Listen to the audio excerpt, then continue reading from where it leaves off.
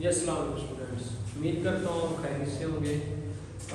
آج کا جو ہمارا ٹاپک ہے پاکستان میں جو قومی اور علاقائی زبانوں کی ابتدا اور ارتقاء، یہ ہمارا چیپٹر 4 ہے مطالعہ پاکستان کلاس 10 کا۔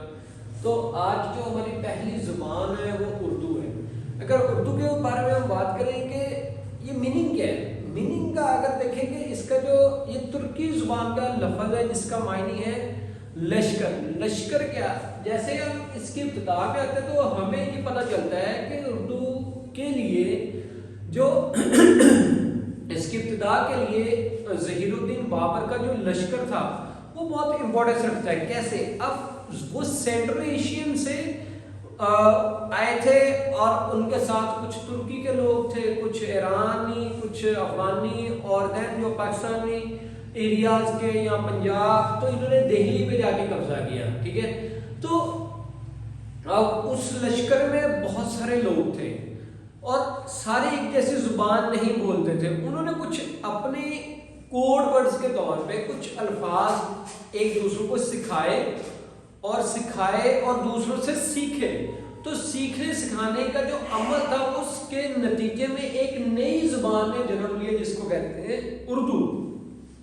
تو یہاں پہ آگے بک میں جو لکھا ہوا ہے کہ اس کی ابتدا کے لیے ظہیر الدین بابر کا جو لشکر ہے وہ خصوصی اہمیت رکھتا ہے۔ اس کے بعد آ گیا ارتقاء۔ ارتقاء میں اگر ہم دیکھیں تو یہ سلاطین دہلی کے دور میں اس کا ارتقاء ہوا اور اس کے اندر فارسی اور عربی کے الفاظ اور ترکی زبان کے بھی الفاظ موجود ہیں۔ تو یہاں پہ کیا ہے، وہی بات کہ اگر پشتو یا عربین کے جو اس وقت آئی تھنک سو کہ بہت سارے علاقوں پہ عرب، اس سے پہلے صحابہ کرام رضوان اللہ اجمعین، اور جب مسلمان ہیں تو ہم قرآن مجید پڑھتے ہیں وہ عربی زبان میں ہے۔ تو لہذا اس کے نتیجے میں کیا ہوا، ہمارے ایک پہلے سے ایک سینس بن چکی تھی۔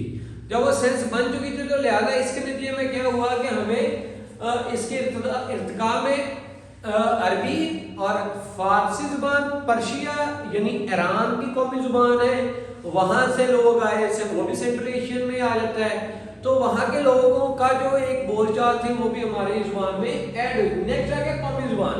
یہ پاکستان کی قومی زبان ہے۔ یہ سماؤ آ جاتا ہوتا ہے کہ ایم سی کیوز میں پاکستان کی قومی زبان، یہ چھوٹے بچوں کو بھی اکثر یہ کوسچن ریپیٹ ہوتا ہے۔ تو اس کے بعد جو رسم الخط ہے، جو ہم لکھنے کا جو ہمارا سٹائل ہے، وہ کون سا رسم الخط ہے؟ یہ نستعلیق ہے۔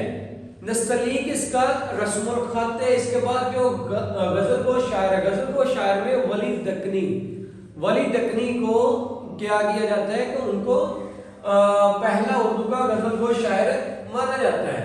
عظیم شعرا میں اگر آپ بک کے اوپر نام لکھے ہیں، اسد اللہ غالب، میر تقی میر، آتش، میر درد، مومن، اور ہمارے قومی زبان کے جو شاعر، ہمارے قومی شاعر علامہ محمد اقبال۔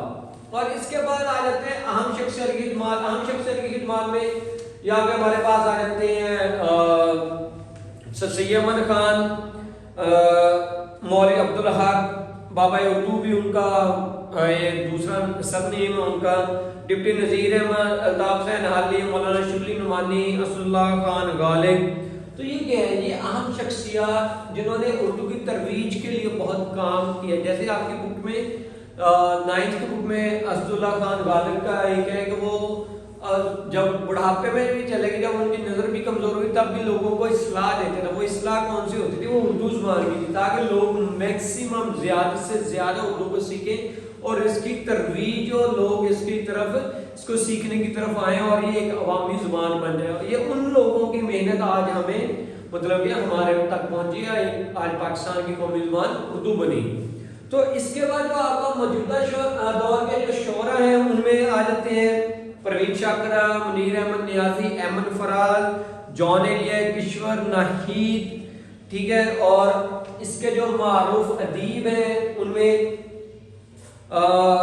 پطرس بخاری، مشتاق احمد یوسفی، غلام عباس، سعادت حسین منٹو، انتظار حسین، مختار مسعود، قدرت اللہ شہاب، مفتی ممتاز مفتی، بانو قدسیاں اور اشفاق احمد۔ اور یہاں بانو قدسی اور اشفاق احمد یہ میاں بیوی تھے، ٹھیک ہے۔